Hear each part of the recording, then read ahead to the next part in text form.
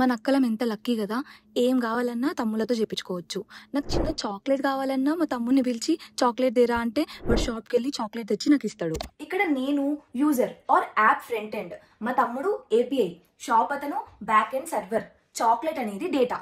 ఇక్కడ నేను డైరెక్ట్ గా బ్యాక్ ఎండ్ తో డీల్ చేయకుండా మా తమ్ముడు అనే ఏపీఐ ద్వారా చాక్లెట్ అనే డేటాని తెప్పించుకుంటున్నా. సిమిలర్ గా సాఫ్ట్వేర్ సిస్టమ్స్ లో కూడా user are app front end ఏదైనా డేటా కావాలంటే డైరెక్ట్ గా బ్యాక్ ఎండ్ సర్వర్ అడగకుండా ఏపీఐని అడుగుతుంది.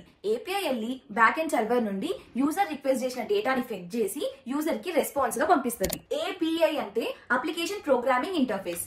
ఏపీఐస్ ని మనము డిఫరెంట్ సిస్టమ్స్ ని కమ్యూనికేట్ చేయడానికి యూజ్ చేస్తాం. ఏపీఐ అంటే మీరు ఏదో పెద్ద కాంప్లికేటెడ్ థింగ్ అనుకోకండి. API can be small function as well. మీరు ఇన్స్టాగ్రామ్ లో ఏదైనా పోస్ట్ లైక్ చేసినారనుకోండి, స్టోర్ లైక్ లాంటి function or API call trigger అవుతుంది విత్ రిక్వెస్ట్ ఈ పర్టికులర్ యూజర్ ఈ పర్టికులర్ పోస్ట్ ని లైక్ చేసినాడు అని. ఇప్పుడు ఈ API or function internal function like increment like count లాంటి ఇంటర్నల్ బ్యాక్ ఎండ్ ఫంక్షన్ ని ట్రిగర్ చేస్తాయి, which is responsible for incrementing the like count in database.